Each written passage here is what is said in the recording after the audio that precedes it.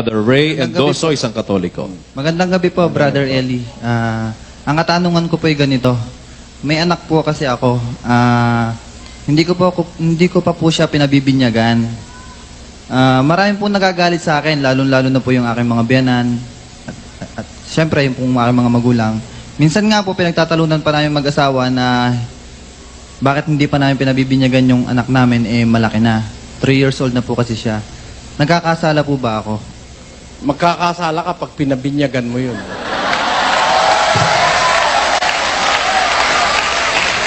Unang-una, babalikan ko yung salita ng Diyos, ano ba ang kasalanan?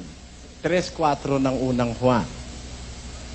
Ang sino mang gumagawa ng kasalanan ay sumasalangsang din naman sa kautusan.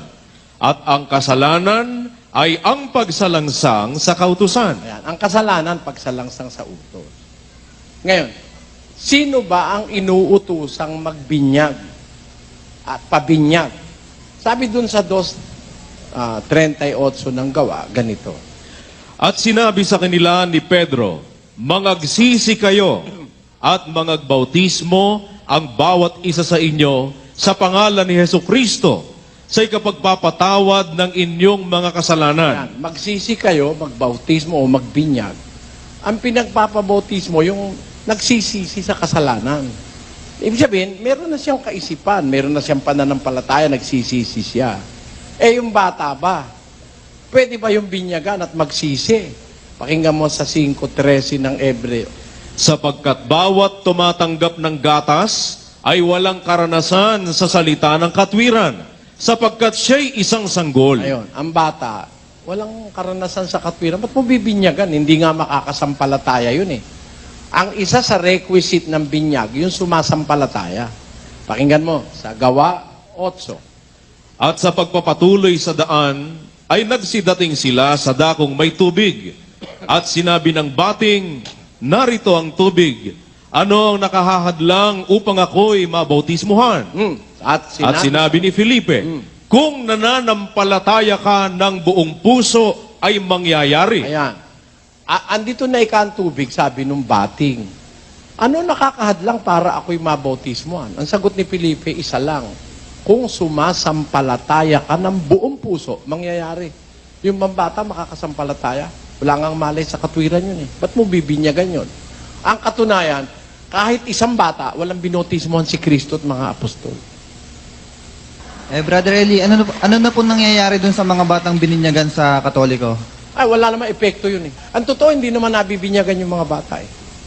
Sabi nung pare, Yo te bautizo en el nombre del Padre, del Verbo, y del Espíritu Santo. Sabi nung sakristan, Amen.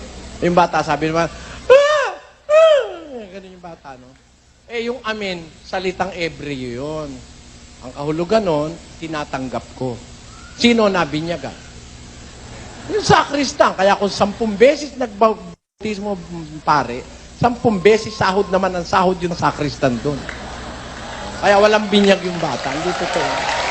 Maraming pong salamat, brother. Salamat, kapatid. Kapatid, hindi naman tama yung sinabi mo, huwag kang magagalit, na tayong lahat ipinanganak na makasalanan. Hindi po. Ang tao nang ipanganak, walang kasalanan. Ang bata ay malinis. Ang bata ay walang karanasan sa anumang kasamaan o kabutihan. Pakinggan mo sa 5:13 ng Hebreo. Sapagkat bawat tumatanggap ng gatas ay walang karanasan sa salita ng katwiran, sapagkat siya'y isang sanggol. Mga sanggol, walang karanasan yan sa salita ng katwiran, kaya hindi mo pwedeng sabihing makasalanan yan eh. Kasi ang kasalanan, kapatid, alam mo ang kahulugan nun. Basahin natin sa unang Juan 3:4.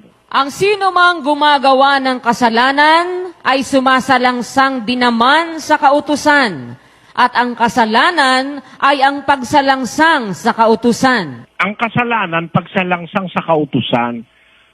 Ang bata naman, wala namang nasasalangsang pang kautusan, wala pa siyang nalalabag. Para sabihin mo, pinanganak na tayong makasalanan, walang ganun sa Biblia. Walang nakalagay sa Biblia na ang tao pinanganak na makasalanan. Wala po nun. Ilagay mo nga, brother.